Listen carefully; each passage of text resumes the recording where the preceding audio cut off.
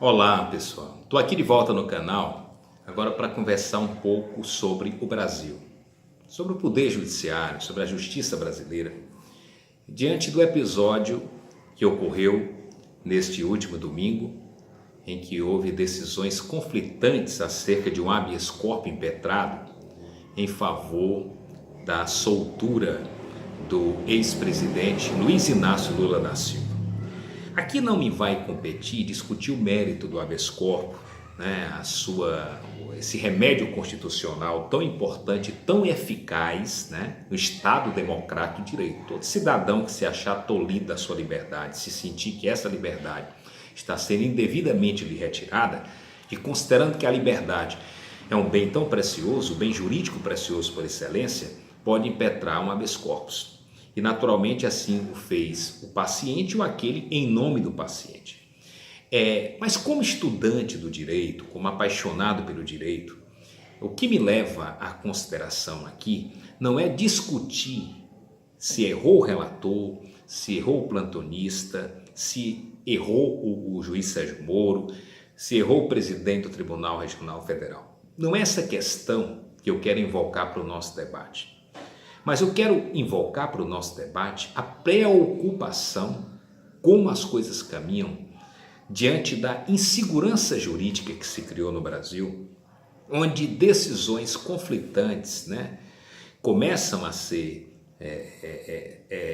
dadas, muitas vezes sem um equilíbrio, a cautela, que é fundamental e necessário, neste quadro dantesco que ora nós vivemos, né, em que se busca, obviamente, dar uma resposta à sociedade diante de tudo isso que tem acontecido nos nossos noticiários, principalmente no âmbito da corrupção. Mas eu queria destacar que o Poder Judiciário, ele não pode ser refém das vozes da rua, ele não pode ser refém daquilo que anima, do sentimento, né, que é natural, das paixões. Hoje é nítida no Brasil uma divisão muito profunda entre aqueles que são favoráveis à liberdade do Luiz Inácio Lula da Silva e aqueles que lhe são contrários. E aqui eu não queria nem destacar o nome do Luiz Inácio Lula da Silva. Mas o que me preocupa é que o judiciário, ele tem que permanecer, como diz o velho ditado, cada qual no seu quadrado, como o poder que modera, o poder que equilibra essas relações. E para isso, alguns princípios norteiam a administração pública, o Estado, como por exemplo a impessoalidade, né? a legalidade, a moralidade e principalmente no âmbito do judiciário, que é quem cabe julgar, a imparcialidade. Ou seja, o juiz ele não pode tomar partido, ele não pode ter parte.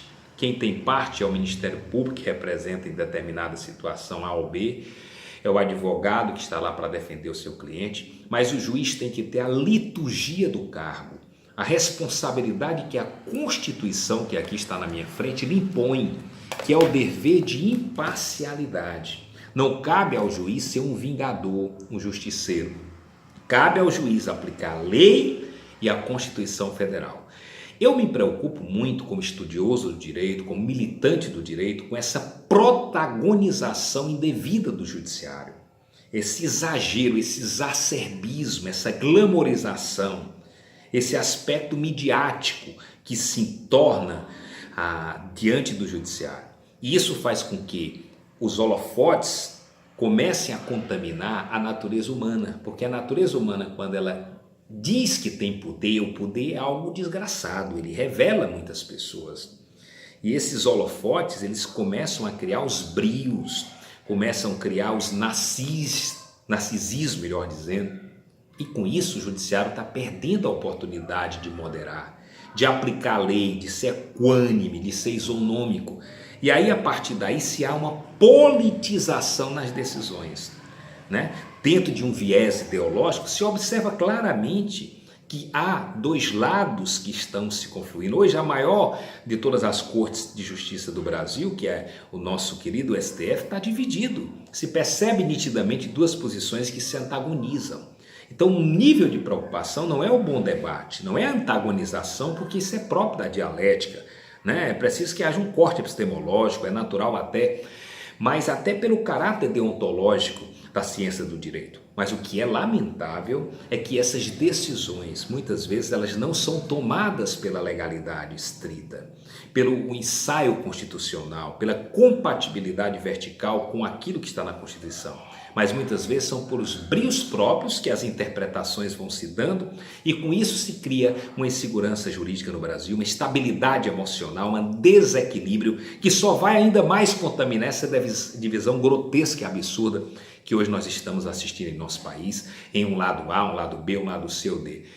Precisamos fazer uma reflexão muito profunda. Não compete a um juiz ter parte, compete a um juiz aplicar o direito à luz da Constituição. Seja contra quem, não existe personagem, não existe, a lei é para todos. Agora, é preciso que haja menos politização, menos glamorização, menos narcisismo e menos irresponsabilidade, porque os problemas do Brasil são graves e exigem que o Poder Judiciário faça aquilo que lhe compete no sistema de freios, né? Esse sistema montesquiano que não é de divisão de poderes, mas de divisão de funções. E o Judiciário está em falta com o Brasil. São muitas as decisões nos últimos anos que têm mostrado inequivocamente essa falha. Portanto, senhores magistrados, sejam imparciais e tenham como lume não a política, não a ideologia, mas sim a Constituição Federal. Foi para isso que o Estado brasileiro, o povo brasileiro, delegou essa competência. Um abraço a todos e até o próximo vídeo.